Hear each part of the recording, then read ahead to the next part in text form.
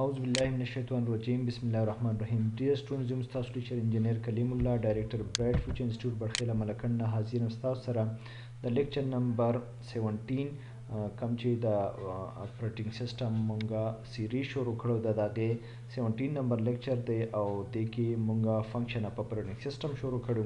په فنکشن اف اپریټینګ سیسټم کې بیا مونږ لاندې راغلیو ادر رولز ادر فنکشن ار رول اف اپریټینګ سیسټم کې مونږه یو فنکشن ویلو بوټینګ بل ویلو یوزر انټرفیس د هغې نه بیا په لاست لیکچر کې مونږه ویلو مانیټرینګ پرفارمنس او په ننني لیکچر کې به مونږه د other rules or other function of operating system کې accessing دی ویب وایو چې مونږه ویب سایټ ته چې دی دیتا اکسس کو دیتا پہنچ او رسائی حاصلو نو دا هم د اپریټینګ سیسټم کمال دی. راځو د تیوري وایو او بیا په هغې باندې د هغې ایکسپلینیشن کوو.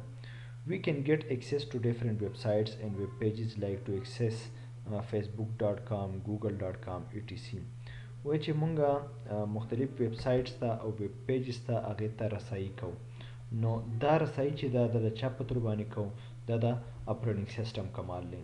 که دا اپریټینګ سیسټم زموږ سره نه انسټال نو مونږ ګوګل کروم نشو انسټالولی، مونږ چې دی مونږ ګوګل ته نشو تللی، مونږ فیسبوک ته نشو تللی، مونږ واتساپ ته نشو تللی.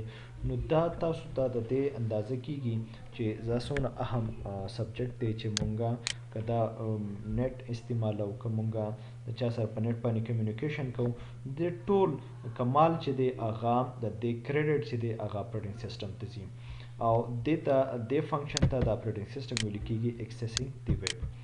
اوس چې مونږه کله ویب سایټ ایکسس کوو نو دې دپاره چې کوم سافټویر استعمالیږي نو هغې ته ویل کیږي ویب براوزر. راځو ویب براوزر زده کوو. Web browser is an application software which is used to access different URLs. With web browser چې د application software دی د سره لپاره استعمالیږي to get access to different URLs.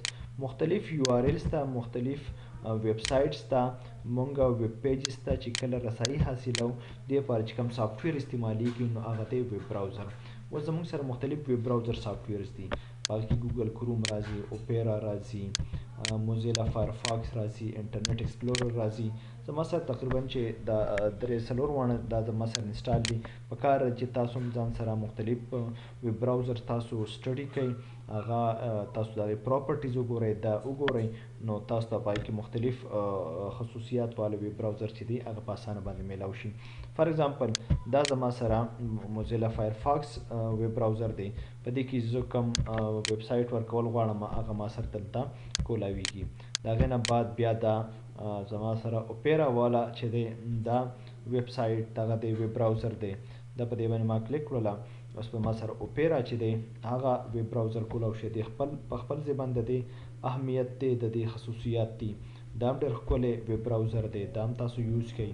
بیا د هغې نه علاوه انټرنیټ ایکسپلورر دی دا کم ته چې نن سبا مایکروسافټ ایج ویل کیږي دا هم تاسو استعمال کوئ د خپل نیټ نه ډاونلوډ کوئ مختلف سافټویر انسټال کوئ مختلف دا تاسو ایکسس کوئ چې تاسو ته کم از کم پته ولګي چې یار د آی ټي دنیا څونه وسیع ده او دې نه زیات چې کم پاپولر دی نو هغه ګوګل کروم دی نو هغه هم تاسو کتی شئ چې دلته زموږ سره دا موجود دی. نو دا هم زموږ سره د ویب سایټ د اکسس کېدو لپاره یو ډېر ښه ویب براوزر دی. نو دا مختلف ټایپ ویب براوزر ته ویب سایټ ته چې مونږ کله اکسس کوو نو دې ته پہنچ کوو نو دا کمال هم د اپریټینګ سیسټم دی او دې فنکشن ته د اپریټینګ سیسټم ویل کیږي ایکسسینګ دی ویب. تاسو ته ما دا کلاس پریکټیکلی هم ډیمانسټریټ کو او د هغې سره سره د هغې تیوري مې ته په تفصیل سره د هغې ایکسپلینیشن کو. امید لرم چې تاسو به دې نه زده کړه کړي. اوس ورکړئ د خپل ټیچر انجینیر کلیم الله ته په لوی الله سپارم د الله په امان.